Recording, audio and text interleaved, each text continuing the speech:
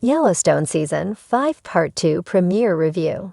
Kevin Costner's exit might be the best thing that could have happened. Well, they did it. They killed off John Dutton. In Yellowstone Season 5 Part 2's opening moments, Beth Dutton, Kelly Reilly, arrives at the governor's mansion in Helena, Montana to a crime scene, the driveway cordoned off, and an ambulance waiting outside. When Casey Dutton, Luke Grimes, shows up, he forces his way into the house so that he and Beth can see John's body on the bathroom floor, a gun mere inches from his hands. It looks like suicide, though Beth knows right away that her brother Jamie, Wiz Bentley, is behind it. So begins what is said to be the final batch of episodes for Yellowstone, Taylor Sheridan's universe-launching neo-western, that may or may not be ending later this year. It's been a long road up to this point. The first part of Season 5 bowed in 2022, but significant delays caused a 2-year gap between episodes. And though the 2023 Hollywood strikes were a huge part of this delay, it's Kevin Costner's exit from Yellowstone that will be on everyone's minds now that the new episodes have premiered. The new Yellowstone episode takes place over 2 timelines, one set in the immediate aftermath of John's death and one 6 weeks before, roughly where the last episode left off. It makes for an odd premiere, one that splits its time between waxing poetic about the death of the cowboy and wrestling with what happens next for the Dutton family. It's fitting for what the show itself has become, the dying figurehead of an expanding empire that has changed the television landscape. Even as Yellowstone comes to a close, for now, Sheridan's television universe continues to yield more entries. How that will play into these episodes remains to be seen. Rumors of a Beth and Rip spinoff and slash or continuation have circulated in recent months, though nothing has been confirmed, likely to maintain secrecy about how things will shake out for the Dutton family. Right about now, it's looking pretty grim. With John off the map, there's a power vacuum in Montana, and several parties are looking to take his place. Beth is the one most likely to carry on her father's legacy, at least when it comes to the business side of things. She spends most of the episode grieving and contemplating revenge, her Cold War with Jamie evolving into a full-blown battle of wills. It seems Jamie may not be up to the task. When he finds out that John is dead, he doesn't even realize it was thanks, in part, to his girlfriend's doings. He is shocked that she follows through on the idea of killing John at all, bringing into question his ability to see through what he started. It's no surprise that the cowardly Dutton sibling responds in this way, and it hints at a future loss in Jamie's ongoing war with Beth. One of the biggest criticisms against Yellowstone has been its lack of focus. Partly a bug of Sheridan's writing, and partly just the nature of such a sprawling series, Yellowstone has had a history of picking up and dropping stories left and right. John Dutton's death, though, is not something that can just be dropped.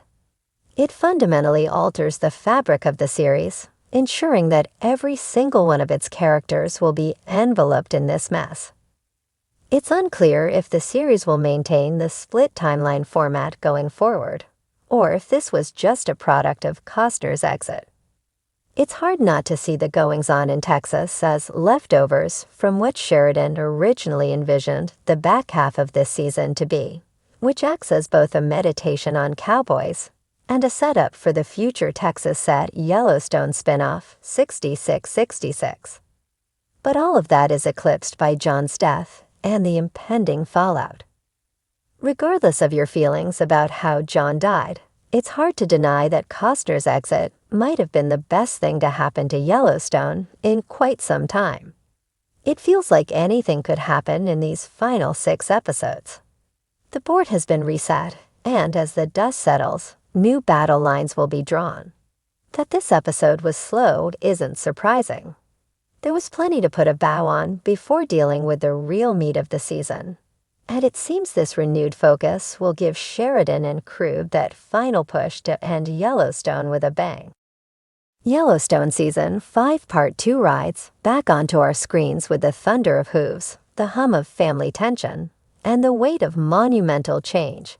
And while fans were bracing themselves for the series to stumble without its leading man, Kevin Costner, what unfolded in the premiere was not a fall, but a bold pivot that may very well save the soul of the Dutton saga.